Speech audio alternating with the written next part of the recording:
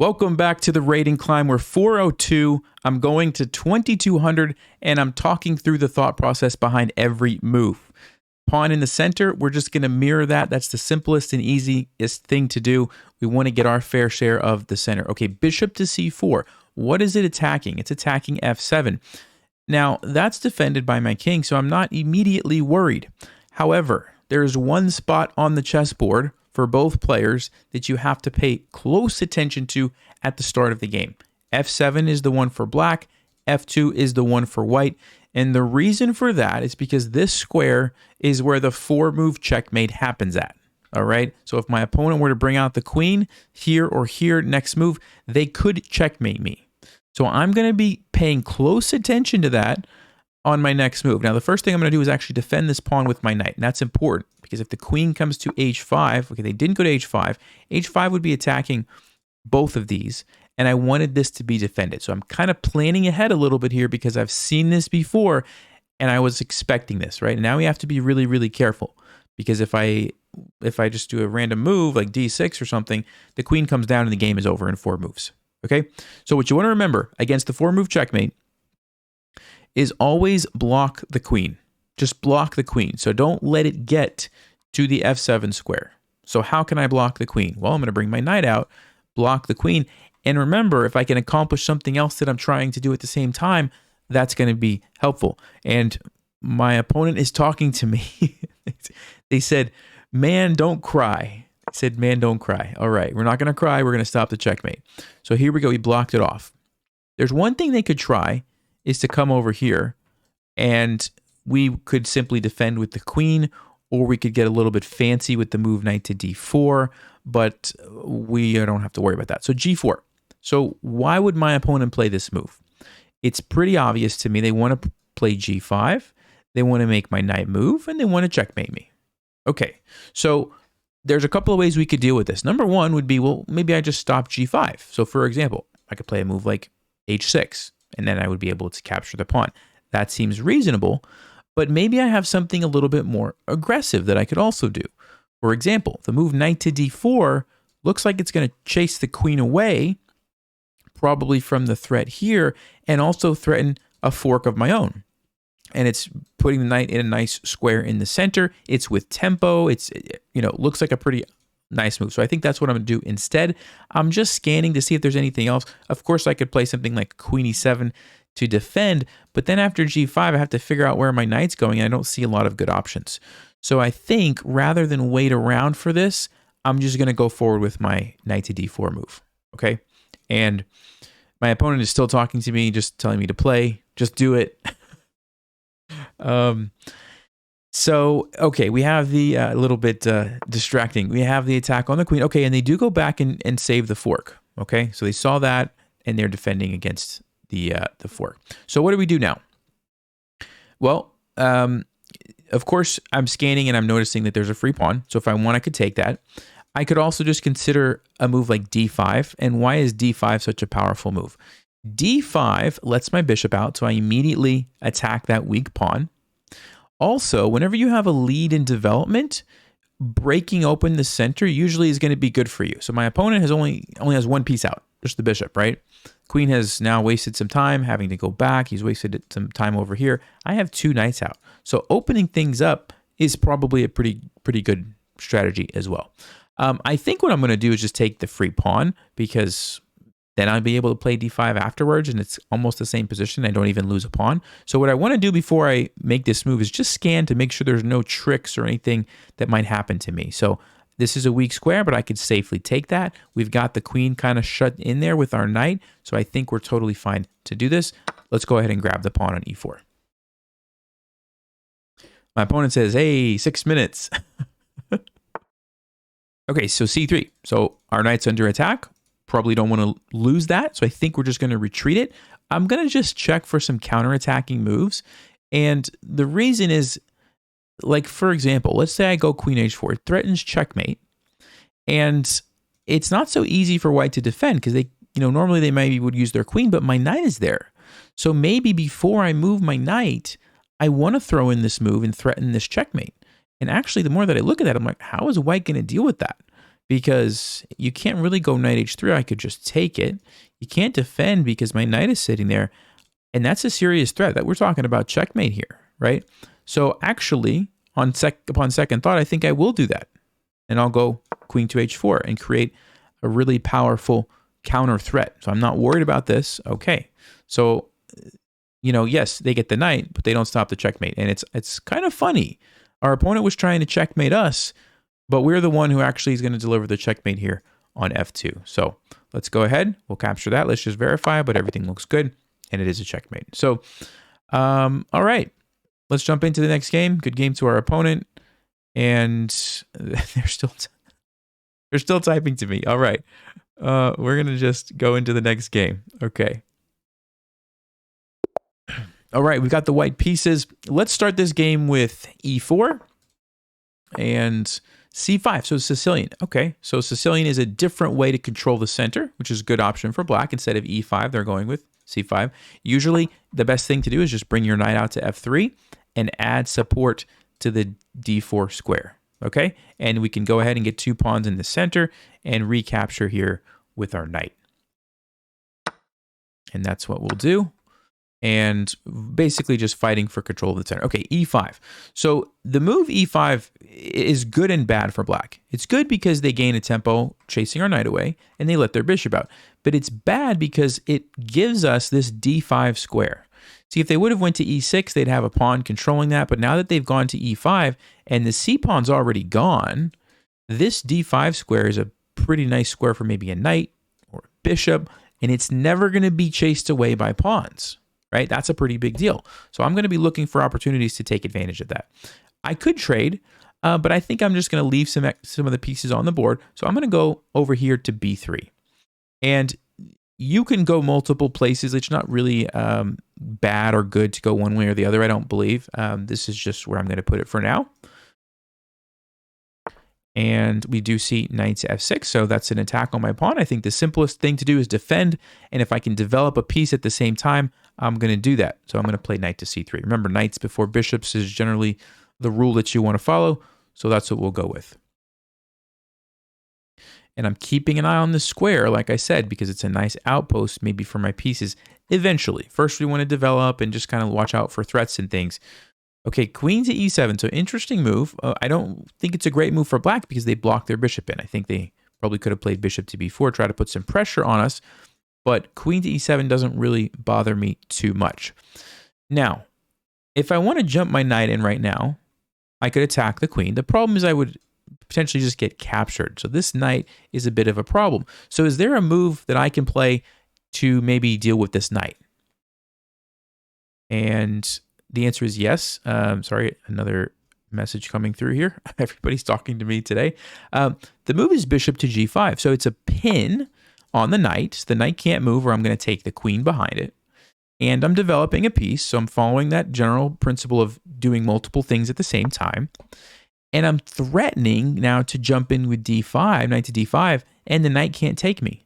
And in fact, I can probably even go there right now. So this is what I'm going to calculate. I'm going to say, okay, if I go here, the knight doesn't want to take me because I would get a queen, which means the queen's under attack. So black also doesn't want to take here, or I get a queen. So the queen has to move somewhere. And then maybe I could trade, and I essentially got this move kind of for free almost. So let's go ahead, knight to d5. We're going to jump right in, and we're really putting the pressure on these dark squares right away. Okay? And remember earlier when I said as soon as e5 happened, we were taking advantage of that d5 square. Now we're seeing how. And black actually doesn't notice the pin. So we're just going to go ahead and take the queen.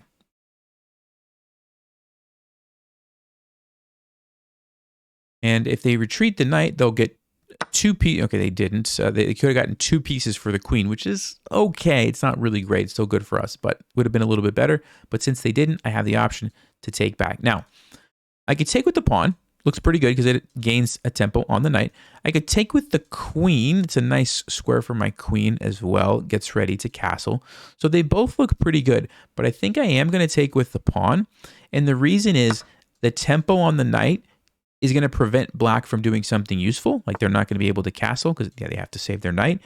And now I can follow up with d6. Now, why is d6 Such a great move. I'm really excited to play this move. Can somebody tell me why I'm so excited about this? Well, the answer is by blocking this pawn, there's two things. Number one, it's gaining a tempo. The bishop's going to have to move, so that's good. And by blocking this pawn, this guy's going to be stuck. It's going to be very difficult for black to develop their pieces. So whenever I see an opportunity to push a pawn forward like this and blockade a pawn that's stopping their bishop, I'm usually going to do it. Now, some of you might be wondering, what if they would have captured I take and they get a fork? The issue with that is I would have played, let's just say, king here. They take my rook, and then I take their knight. And so at the end of the day, they would get a rook and a pawn, but I would have gotten a knight and a bishop. Or actually, they would have gotten 2 pawns, a rook and 2 pawns, but I would have gotten a knight and a bishop. That's a good trade. I'm usually happy to get the knight and the bishop instead of the rook and the 2 pawns. So I would have been okay with that. Bishop to g5. So let's see what it's threatening. I don't really see too much happening there. We already talked about this. This is defended.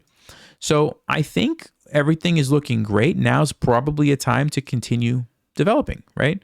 So where should I move the bishop to? c4 looks like a fantastic diagonal. Let me go ahead and put it right there, lined up on the weak square. And now I'm getting ready to castle. And I'm probably going to chase this knight away at some point. I just wanted to finish my development first, but I don't think I'll leave that sit there forever. I'll probably play c3 or a3 with tempo just to make it move. Usually you don't want to leave pieces on your side of the board if you don't have to, right? Because they're threatening things. You may as well make them leave if you can, right? And that's the really easy thing to do right now if I want to. Okay, rook f8, so he defends the pawn that way. And like I said, I think c3 is a pretty good move here just to kick that knight away. And then I'll probably castle and get my king out of the center.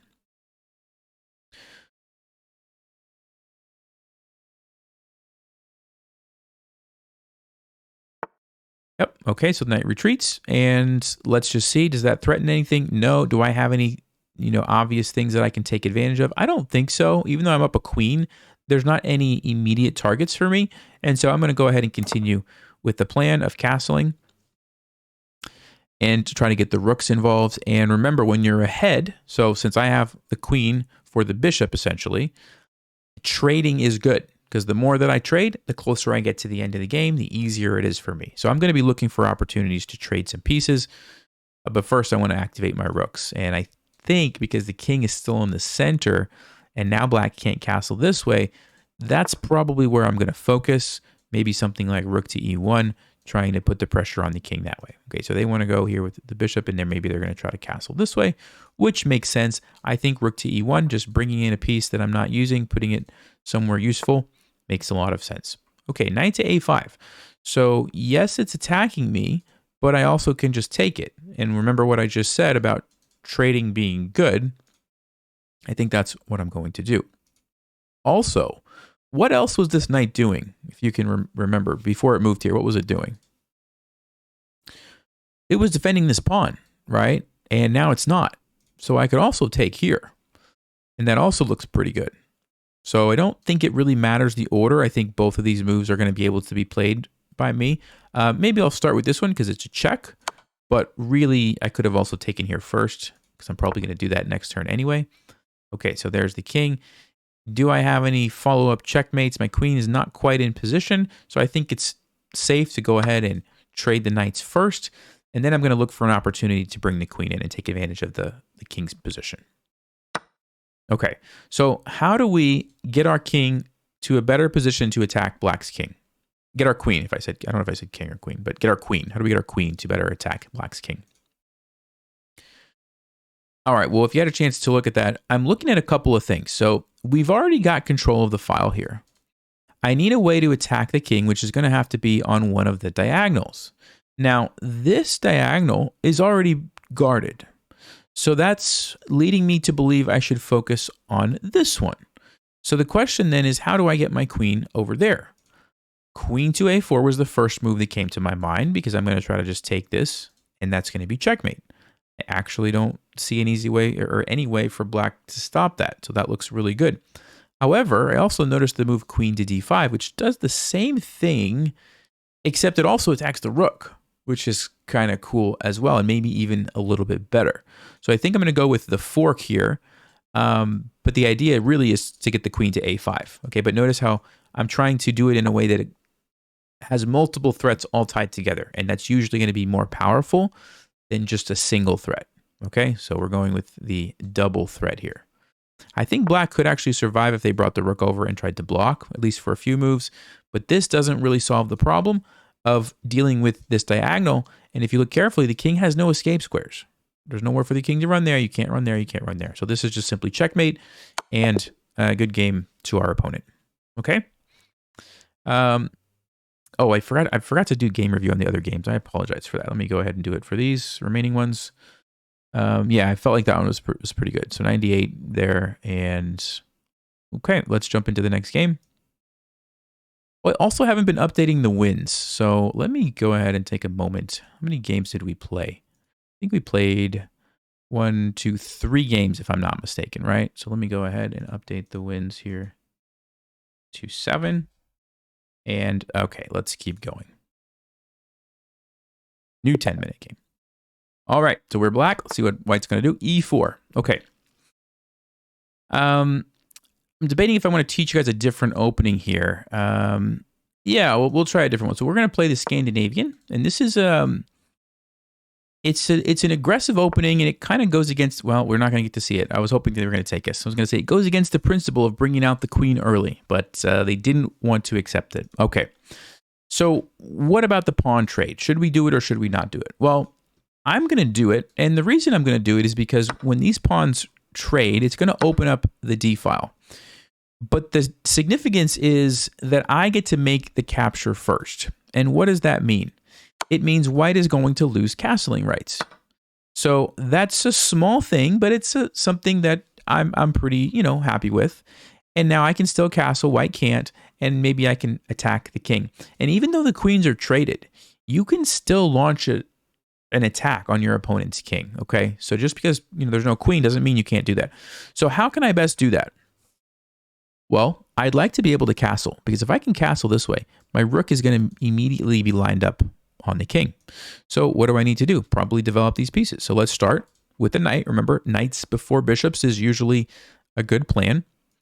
And so here we go. All right, bishop to b5. So he pins my knight. So now I have to make a decision. I could just break the pin by moving my bishop. Seems like a pretty nice move. Or I could try to go on the offensive with a check. Now, what should I be concerned of if I play here? Well, the answer is when the pawn moves forward, now my bishop is being attacked and I have a pin to deal with. Is that really what I want? Now, I'm considering the fact that I could actually castle with a check, get out of the pin, and then maybe try to jump my knight in or something. Now, that's getting a little bit complicated, and then my bishop's going to be hanging, and maybe the simplest and easiest thing is to just play bishop d7, so I think that's what I'm going to do. And sometimes this is something that grandmasters will do. Sometimes they'll just play a simple move that they know is a good move, and they avoid having to think about all the complicated stuff. Because the more complicated you make it, the more chances you have of potentially making a mistake, right? And so by keeping it simple, playing a nice, solid move, you eliminate the possibility of making mistakes and errors. I'm not saying you should never think about complicated things, but sometimes it's just okay to play a very simple move like this, okay? And now what I'm going to do is castle. And the reason that I want to castle right away is because it gets that rook lined up straight away. And that gives me a very powerful thing called a discovered check. Okay, it's a discovered check because it's not going to be check from the bishop. It's going to be check from the rook. And what that means is I can essentially move this bishop wherever I want to. So where do you guys think the best place to move this bishop to would be in this position? Well, if you had a chance to think about that, I think I should probably go right here. And the reason is I'm going to be able to take here, which is a fork, and white can't really stop me because the check. Normally, I wouldn't be able to go there or I'd lose my bishop, right? But in this case, it's a discovered check, very powerful, and then we can follow up with the fork. So here we go. And now you can see why I wanted to castle so quickly, even before developing these pieces, because it created this very powerful threat. And notice, I am leaving these pieces temporarily. Why? Because I have such a powerful threat here with this discovered check, and I don't want to, wait until that opportunity goes away. I want to take advantage of that. So we will pause our development just for a moment so that we can do this and get this fork. So here we go. We'll capture the pawn, And you can see why this is such a good thing. White has to decide which piece they're going to give us. Are they going to save the rook and we take the knight, or are they going to save the knight and we take the rook? And, you know, I had my bishop defending my knight. Now it's not. So if they trade, my pawns are going to get messed up, but that's okay. I'm going to get a free piece. It's worth messing up some pawns to get a free piece, right? You have to understand the trade-offs. So here we go. We'll take the knight, and it's also with a check, which is nice. Gain some tempo. Okay, the king moves. And I'm going to just scan anything or any pieces hanging. I don't want to take this because the rook. I don't want to take this. That's a bad trade. Losing a rook for a bishop. Can't really do anything with this. And so now it's time to come back to these guys and develop. Normally, knights before bishops. But do I want to move my knight there? No. Do I want to move my knight here? I could. It might mess up my pawn structure if that were to happen. So I think instead what I'm going to do is play e6. Lets the bishop out, but also gives my knight the option to go here instead. Generally speaking, you don't want your knights to go on the edge of the board. And so regardless of if white took it or not, I just don't think I really want my knight on the edge of the board. I'd rather it going towards the center. Okay. Does this significantly change anything about the position? I don't really think so. And so I think I can keep developing. So, I actually mouse slipped that. I was trying to highlight the square and I actually clicked, I guess, both. Sorry. Well, it's not a terrible move, but it's not what I was going to play. And I'll just go ahead and tell you, I was going to move here or here. And the reason is, first of all, they're more aggressive diagonals. And since I'm in the lead, I have a nice position. The king can't castle. I wanted to be more aggressive. But also, I wanted to save this square for my knight. Okay, so kind of messed me up a little bit there. Okay, which way should we take? This way or this way? Well, since I have the option to keep my pawns nice and pretty, I should do that, right? So we'll take with the bishop. And I'm probably just going to next move the bishop again. I wasted a move by the mouse slip there, but it's, you know, not the end of the world.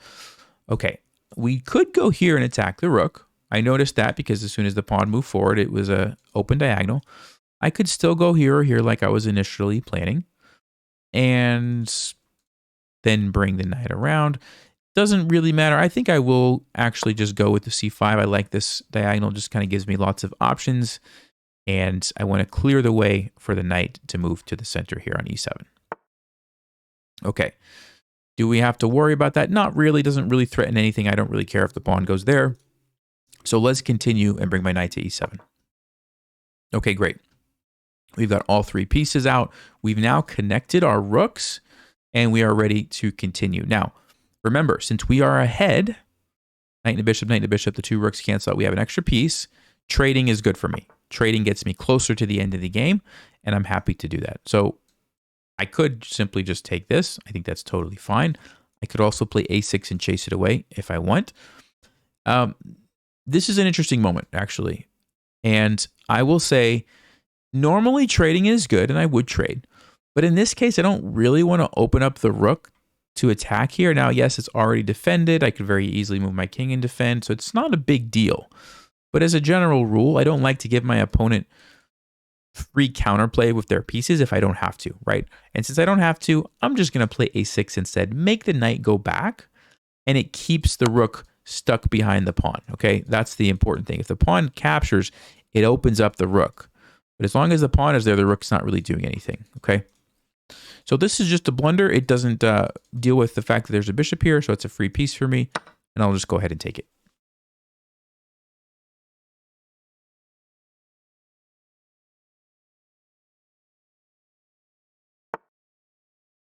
Okay, so pawn is stuck, doesn't bother me. Now we have the rooks connected. What's the next step? How do we win the game from here, even though we're way ahead? So a couple of things. Number one, there is an open file on the board, the D file. I already have one rook, but sometimes what you can do when there's only one file is create a battery and get two rooks on the open file, which is even more powerful. So that's one thing.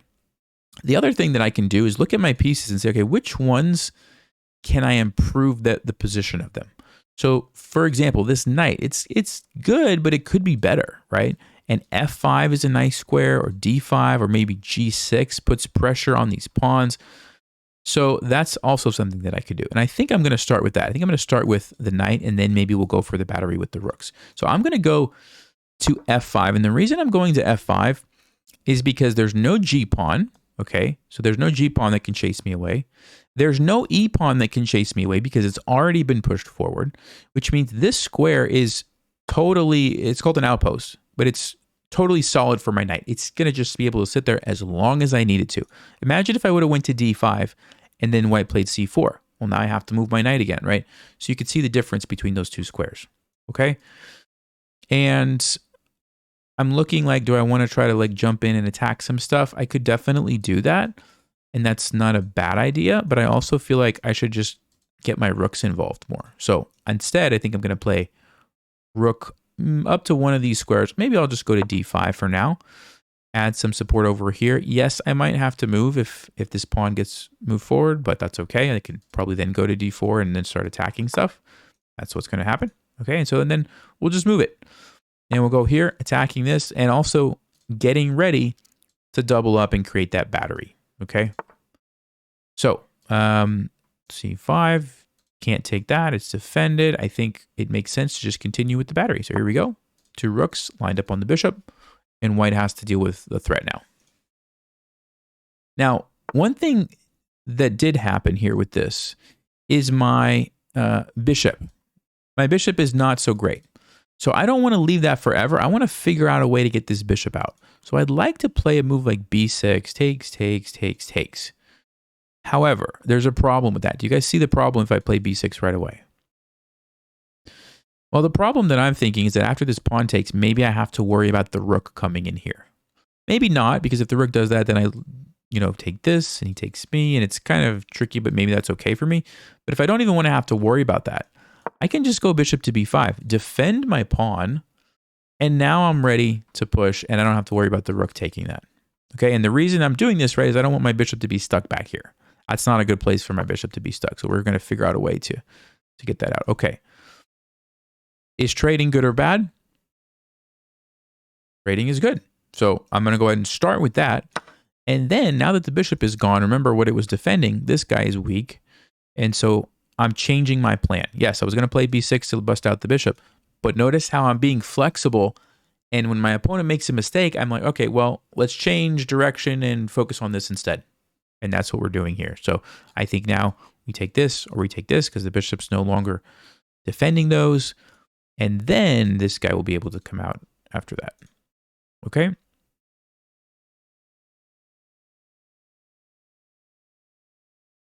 So white has to recapture here. Okay, and they do. And I have the option to take either one, but like I mentioned already, this is more important to me over here because I want the bishop to come out. So I'm going to start by taking this guy. And actually, maybe I could try to get fancy and throw in a check, try to make the king move first, but he could just block, and I don't know if it's really worth it. So I'll just go ahead and take the pawn.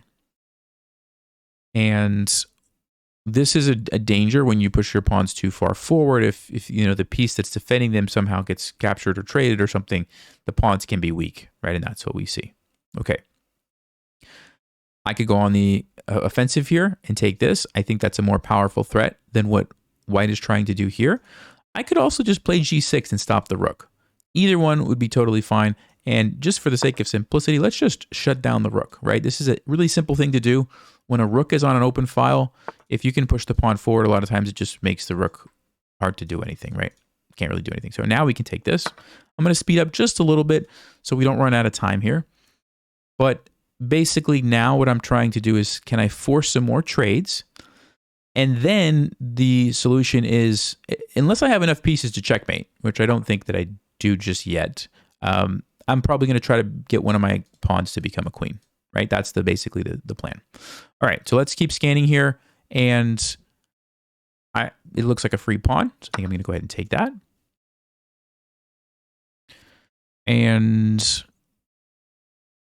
we could try to checkmate with the rooks and the bishops. Definitely doable. But like I said, the simplest and easiest thing to do is probably just try to get a queen and maybe trade off these rooks. So, oh my, I keep mouse slipping something. I wasn't trying to move there. So we just gave up a rook for no reason. I'm still going to go with the plan because even though we lost the rook, we're still way ahead. Hold on 1 minute, please. My kid is banging on my door and it's distracting me. Okay, we're going to trade this. And the plan is the same. Even though we lost a rook, 2 bishops is still better than a rook. We're just going to try to get a queen. Okay, well, there's a free rook, so we'll take that. If they didn't blunder that, I was probably going to start like doing something like this, create the passed pawn, bring my king up, and use the bishops to help push the pawn down the board. In this case, we just take the rook. Sorry, weird couple of moves. Knocking on my door, mouse slip the rook. Anyway, let's get a queen and just make the game easy. Okay, so we'll go here. Notice the bishops are cutting out the king, which works nicely. You can't come in. So G3, G2, get the queen. And the only danger really here is that we stalemate, okay? Because the pawns can't move. So if the king doesn't have any moves, then it's a stalemate. So the easiest thing is to just always play a check. If you're always playing a check, it can never be stalemate. Okay, because it'll be checkmate if it's, you know. So like, for example, don't move here. That's not a check. Move here. That's a check, right? And I'm trying to bring the queen closer to the king. Check, but always do it with checks, okay? Check. This is the simplest and easiest way to do it. Check. Let's go with another check. And then check, and I see a checkmate pattern here. When you have the diagonal pieces crisscrossing with the queen like this, that's a checkmate. So there we go. Okay, bit of a weird game. Didn't mean to blunder the rook there at the end. It's funny it says I didn't blunder. I totally blundered the rook. It's mouse slip. Anyway, I hope that's helpful. I need to end the run here, but I'll see you guys next week. Let me go ahead and update the stats. I think I didn't miscalculate unless I gave myself an extra win, but I think I'll check it afterwards and update it if I need to. But hope that helps. I'll see you guys next time. Thanks for watching. Stay sharp, play smart, and take care.